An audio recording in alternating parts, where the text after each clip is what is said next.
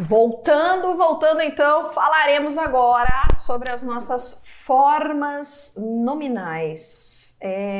Afinal de contas, as formas nominais são bem cobradas em decorrência de tudo aquilo que elas conseguem fazer nas estruturas verbais, seja no aspecto da morfologia, seja no aspecto da sintaxe, nas orações reduzidas, construção de locução verbal, de tempo composto e tudo mais. Bom, vamos entender quem são elas e como elas se desdobram. Vamos com calma. Bom, então as nossas formas nominais, deixa eu pegar aqui minha canetinha, são infinitivo, gerúndio e particípio. O que nós temos aqui, ó, são chamadas de formas nominais dos verbos, pois além de valor verbal, podem exercer a função de nomes. Quais? Função de substantivo, função de adjetivo e função de advérbio. Então, as formas nominais, vamos pensar de uma seguinte maneira, antes de eu falar sobre cada uma delas. As formas nominais, elas apresentam essas duas características, ó. Além do valor verbal, podem exercer função de nome. Bati aqui a câmera. Pronto. Então, ó, além de valor verbal, exerce função de nome. Só que as nossas formas nominais, elas não sofrerão aquela flexão que nós temos dos verbos normais ali, do infinitivo, do indicativo, do subjuntivo. Não, elas apresentarão uma outra estrutura. Quer dizer o quê? Que eu não tenho conjugação para as formas nominais. Eu tenho infinitivo, gerúndio e particípio. No máximo, nós temos um particípio que quando está na voz passiva, acompanhando o verbo na voz passiva, ele concorda em gênero e em número, né? Foram encontradas as pessoas, foram encontrados os participantes, foi encontrada a carta, foi encontrado o documento. No máximo, é esse particípio que sofre essa pequena alteração. Mas uma coisa importante as formas nominais, de modo geral, elas não são conjugadas. Não tem, assim, aquela realização para as pessoas. Temos uma exceção para o infinitivo, mas calma que a gente já vai falar sobre isso daí, que é o tal do infinitivo pessoal, tá? Mas, de modo geral, a gente tem que pensar nisso, que elas não vão sofrer aquela flexão que nós temos a conjugação. Por exemplo, vamos o verbo pegar o gerúndio, falando. Eu falando, tu falandes, ele falande. Nós falandos não existe, não dá. É só falando, é só o gerúndio. Então as formas nominais, elas aparecem dessa maneira. Uma coisa importante para se dizer, vou até colocar aqui em cima. Onde é que a gente vai ter essas formas nominais, principalmente?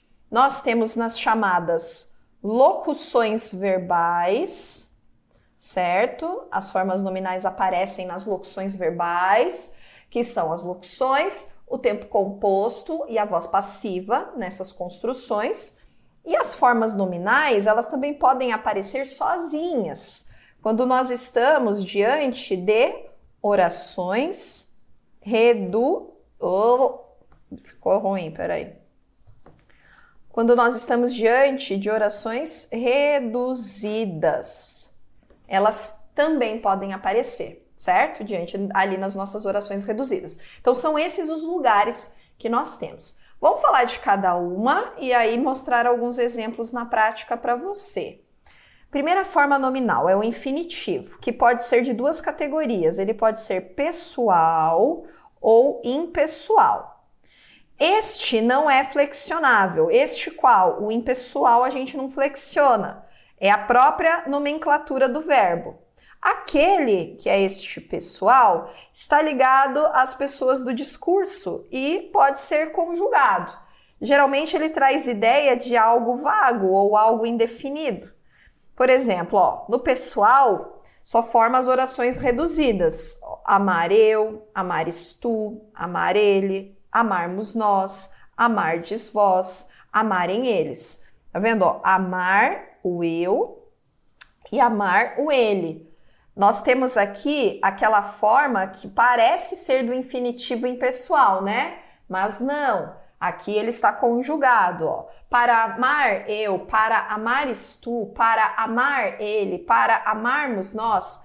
Coloque a preposição para, que aí você consegue enxergar a estrutura. Para amar eu, para amares tu, para amar ele, é necessário. Por exemplo, esse infinitivo pessoal nas orações reduzidas apresenta aquela ideia, deixa eu até puxar aqui mais uma perninha. Apresenta aquela ideia da oração com a ideia de finalidade, que é a preposição para seguida do infinitivo, né? Ó, para cantar bem, vírgula, precisamos praticar. Tá vendo? Então, este para cantar bem traz ideia de finalidade, tá? Com a minha oração reduzida. Não tá? Ó, tem a preposição e o verbo na forma nominal, no infinitivo aqui. Para cantar bem, precisamos praticar. Então, essa é a ideia do nosso infinitivo. Ele pode aparecer, como eu falei, ó, nas orações reduzidas ou em locuções verbais. A forma impessoal geralmente aparece nas locuções verbais ou também nas orações reduzidas. Por exemplo, ó, amar, correr, partir, vender, sorrir, pôr. Como nas locuções verbais. Deixa eu ver se eu consigo colocar um espacinho aqui, ó. Locuções verbais. Pegar outra cor de caneta. Vai ficar um arco-íris isso, mas tudo bem. Locuções verbais. Puxa a perninha aqui. Ó. Ele começou a chorar. Tá vendo? Chorar. O que eu vou ter aqui? Vou pegar esse outro vermelho. Ó, chorar é o meu verbo no infinitivo, certo? A minha locução verbal é começar a chorar. Essa é a minha locução. Então, o infinitivo, pessoal, é o que apresenta aí, como a gente está vendo nessa explicação, ele é o que apresenta mais desdobramentos, mais funções aqui, né? Mais possibilidades. Por qual razão? Porque ele tem esse caráter, vamos pegar o marca-texto, ó. Porque ele tem essa diferença de pessoal e impessoal. No pessoal, ele vai se desdobrar, ele vai ser conjugado, aparece com múltiplas possibilidades. No impessoal, não, né? Seria ali nas nossas locuções ou até nas orações reduzidas também, ok? Então, temos mais desdobramentos para o infinitivo, que pode ser conjugado em uma dessas suas formas, que é a forma pessoal. Beleza. Mas ele é o mais... Ele é um verbo primitivo. Deste verbo no infinitivo foram derivados os vários tempos e modos verbais. Por isso que ele traz essas peculiaridades. Vamos para as outras formas. Abre aqui. Outras formas nominais, ó. Gerúndio e particípio. Quem é o nosso gerúndio? Pegar a caneta. O gerúndio apresenta uma ação com valor durativo e tem equivalência de um advérbio ou de um adjetivo. Isso aqui é a ideia mais importante, ó, valor durativo. É a terminação NDO do gerúndio. Você fazendo os exercícios era uma surpresa, ó, fazendo. Você fazendo os exercícios era uma surpresa, tempo durativo. Exemplo, né? É muito comum que nós tenhamos construções de gerúndio naquele telemarketing, né? O gerúndio, pessoal, é um problema. Eu vou até abrir aqui para falar, que sempre me perguntam isso. O gerúndio, pessoal, é um problema quando ele é muito repetitivo, que aí ele cai numa nomenclatura chamada gerundismo. O gerundismo é quando nós não conseguimos conjugar os verbos e a gente vai metendo tudo no gerúndio. Por quê? Forma nominal a gente não precisa conjugar. Lembra que eu falei? Forma nominal não é conjugado, com exceção do infinitivo lá, pessoal. E aí a gente vai falando, fazendo, e encontrando, e escrevendo, e retomando, e falando, e ando, indo, né? Então você tem o ando, indo, acompanhando essas construções. Quando isso é muito repetitivo na redação, nossa, isso aí é um problema de vocabulário, é um problema para estruturação. Ah, professor, eu não posso escrever em gerúndio? Pode. Você não pode ser um papagaio de gerúndio, repetindo gerúndio toda hora, gerúndio. Não, isso é que não dá. Mas você pode sim fazer uso do gerúndio. Essa é a ideia, tá? Só que eu não posso ser repetitivo. Entender que o gerúndio tem essa ação durativa no tempo. É como se ele fosse ligado ao presente. Eu vou falar já sobre essas representações de tempo das formas nominais. Fazendo, falando, vendo, sorrindo. Ah, meu filho, que não vai. Sorrindo. Comendo. Por aí vai, né? Ando, endo, indo. Tá vendo as terminações? Então, o nosso gerúndio. Aí, volta para cá. Deixa eu pegar o verde. Temos o particípio, que é a nossa terceira forma nominal. Forma que corresponde a um adjetivo e única que pode sofrer flexão de gênero e número em alguns casos, quando está ligado, como eu falei, à voz passiva. Merecem ser compradas as obras daquele pintor. Compradas. Por que compradas? Porque são elas as obras. As obras merecem ser compradas. Aqui eu tenho uma voz passiva analítica. Então, o particípio na voz passiva analítica, ele sofre flexão, ele pode sofrer flexão. Por exemplo, os meninos foram encontrados na mata. Os meninos foram encontrados. Olha aqui o meu particípio. Encontrados. Por quê? Porque concorda, foram encontrados é minha voz passiva, o foram é o meu verbo auxiliar, o encontrados é o meu verbo principal, e ele concorda com o sujeito, os meninos. Aqui, compradas, concorda com elas, as obras, na minha voz passiva analítica. Então, o particípio ele é utilizado aqui na voz passiva analítica. Aqui, ele sofre flexão. Por quê? Porque o particípio também pode estar em outras construções verbais. Ele tinha encontrado os meninos. Veja que aqui é o nosso próximo assunto, tá? A gente já vai falar disso. Aqui eu tenho encontrado, que é o meu particípio também, só que não concorda com meninos. Por quê? Porque aqui não é uma voz passiva analítica, aqui eu tenho um tempo composto nessa construção.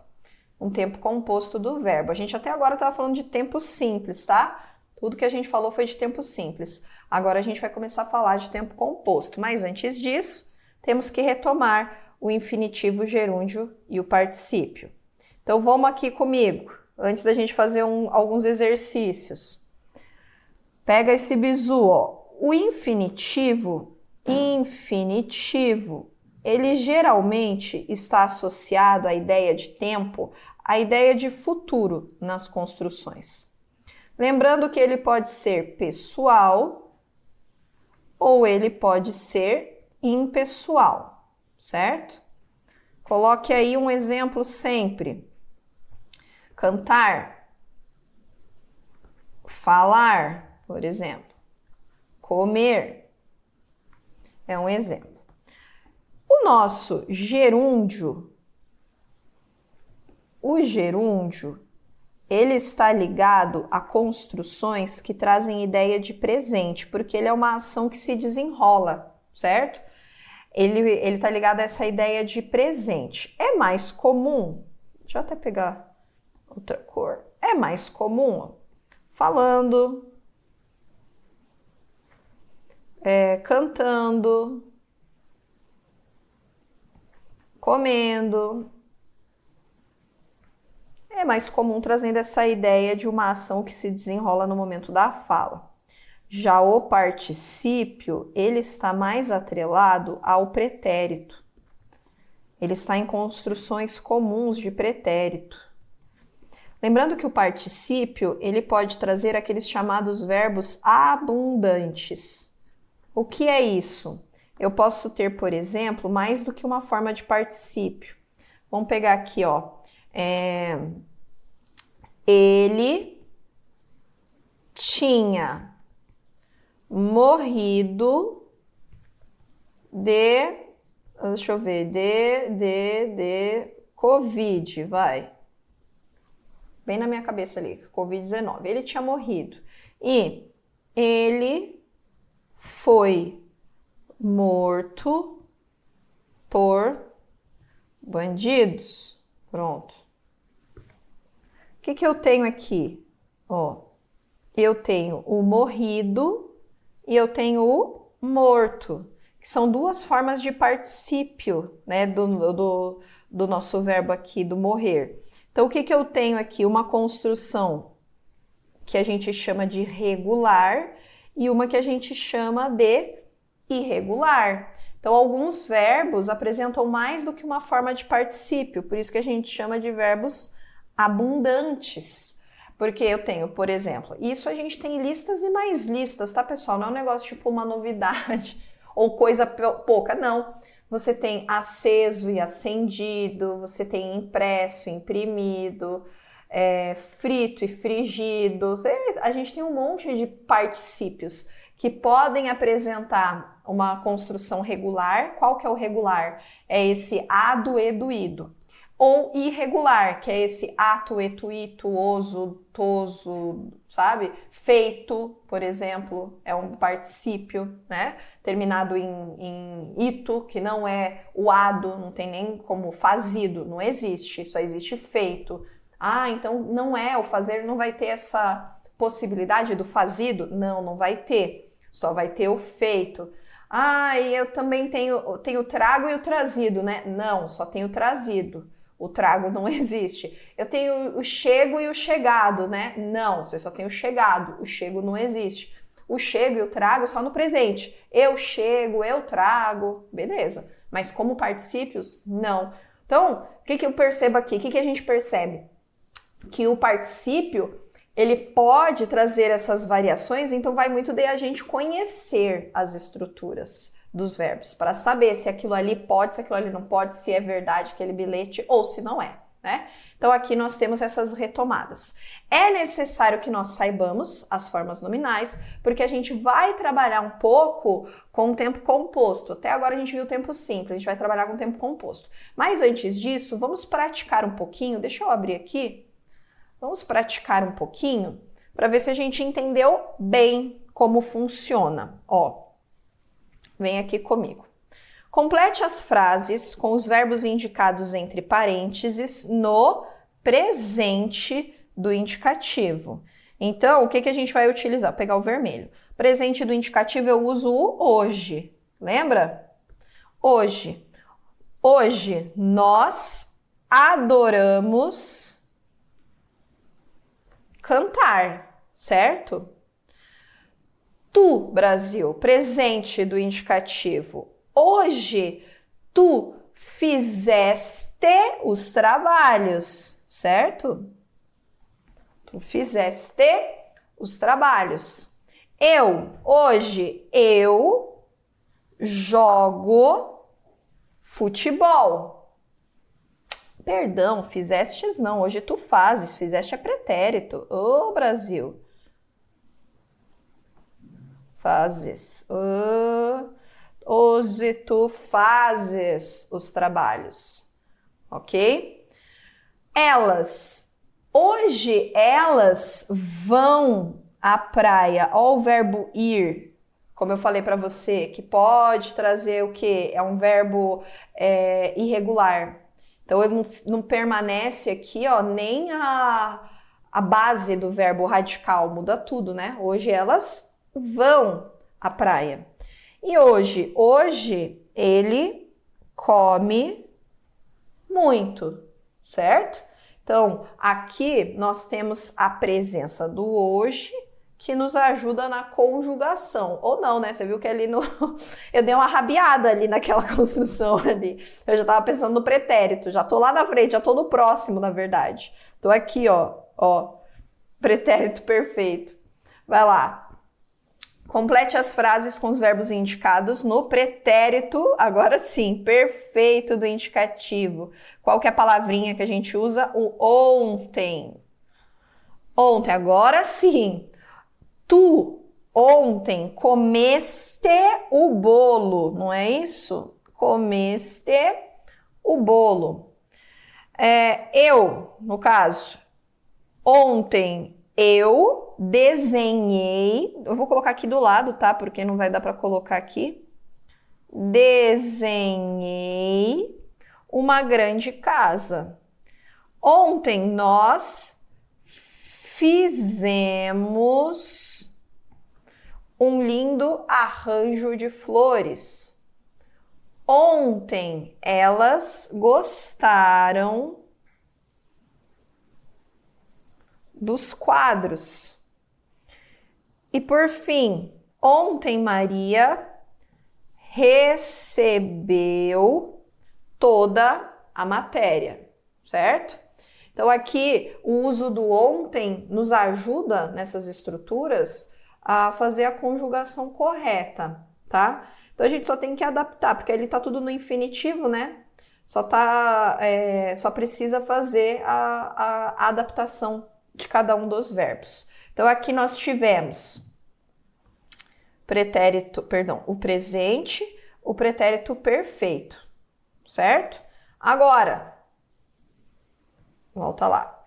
Pretérito imperfeito. O pretérito imperfeito é aquele que a gente utiliza o antigamente, certo? É aquele que a gente usa o antigamente. Vamos lá dar uma olhada. Agora a gente vai ter aqui... já tem até um antigamente, ó, colocado aqui da construção. Antigamente, eu o quê? Eu dava... É o nosso verbo dar, né? Antigamente, eu dava grandes passeios pelo campo e subia as árvores. Subia as árvores. Olha a crase que bonitinha aqui, né? Subia as árvores. Ok. Rui e Manuel, quando, ou antigamente, se a gente quiser, né? Mas o quando aqui já nos ajuda. Ficavam, eu vou puxar aqui, ó, em cima. Quando ficavam em casa sozinhos, fechavam todas as portas e janelas porque tinham medo dos ladrões. Então aqui nós temos o pretérito imperfeito do indicativo, certo? Então perceba que temos uma construção comum. Deixa eu até pegar outra caneta no indicativo aqui no nosso pretérito imperfeito, que é a terminação com vá. É muito comum o vá, a terminação em vá. Falava, dava, fechava, tá vendo? Só que a gente também pode ter o ia, que é o subia, o fazia, por exemplo, o dizia, a terminação do ia também. Temos também a terminação do nha.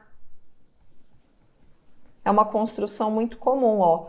O tinha, o vinha, terminação em nha. E o verbo ser, que é a terminação que é a construção do era. Então eu tenho vainha era. Essa daqui é a terminação dos verbos regulares ou irregulares do pretérito imperfeito do indicativo. Pretérito imperfeito do indicativo. Então retoma, olá. Opa, vai lá. Então, eu tenho aqui o hoje, tenho aqui o ontem e tenho aqui o antigamente, certo? Do nosso presente, pretérito perfeito, pretérito imperfeito. Claro que não acabou. Ó, venha comigo aqui para este próximo. Complete as frases com os verbos indicados entre parênteses no pretérito mais que perfeito. O pretérito mais que perfeito é a terminação do "ra", lembra? Vamos pegar aqui tinta vermelha. Eu já, perdão, eu tô falando. Ela já partira há 1 hora quando chegou o Bruno. Professora, mas tem outro verbo aqui, ó. Quer dizer, ela partiu quando ele chegou, antes dele chegar, ela partiu, né? O que eu vou ter com a construção deste verbo? Não é o nosso objetivo olhar o outro, né? Mas só o nosso aqui colocar no pretérito mais que perfeito. Mas se a gente tivesse que organizar isso aqui, teria que mudar toda a estrutura, né? Porque ela partiu quando? Antes dele chegar ou depois de ele chegar? Aí a gente vai ter que mudar, inclusive, a construção do verbo. Não é o nosso ponto. Vamos lá para a nossa conjugação. A chuva que caíra, vamos ver se vai dar certo aqui, ó. Que caíra toda noite, alagara tudo. A chuva que caíra toda noite, alagara tudo. Veja, aqui, primeiro a chuva cai e depois a chuva alaga. Para que ficasse do jeitinho do Machado de Assis, seria melhor alagou. Ó, a chuva que caíra toda noite alagou tudo, porque primeiro ela caiu, depois é que houve o alagamento. Ficaria melhor, concorda? Bem melhor, na verdade. Quando o filme começou, eu já terminara o trabalho. Aqui tá certinho. Porque primeiro eu terminei o trabalho e depois o filme começou. Tá vendo a ideia de tempo bem certa? Volta para a primeira, vamos ver. Ela já partira há 1 hora quando o Bruno chegou. Então mas tá certo mesmo, ó. Ela partir foi antes de Bruno chegar, tá certo? Fizeram certinho. Eu que tô viajando na maionese aqui. Então, este alagara é que ficaria melhor o alagou. Vou até apagar pra gente deixar tudo do jeitinho que deve ser feito. Alagou. Por qual razão? Puxa as perninhas aqui. Este daqui é o pretérito perfeito. Este daqui é o pretérito perfeito. Este daqui é o pretérito perfeito. Então, todas essas ações, o partira, o caíra e o terminara, todas essas ações, vamos puxar as perninhas aqui, ó. Todas essas ações são do pretérito mais que perfeito. Então, são ações anteriores, antes do pretérito perfeito, né? É justamente essa a ideia que nós temos aqui. Vai lá, pega a cor de caneta, vai para o próximo elemento aqui. Complete as frases com os verbos indicados entre parênteses no pretérito mais que... não, a gente já fez, Brasil. Repetitivo. No pretérito mais perfeito. Só foi duplicação de slide mesmo. Volta para mim.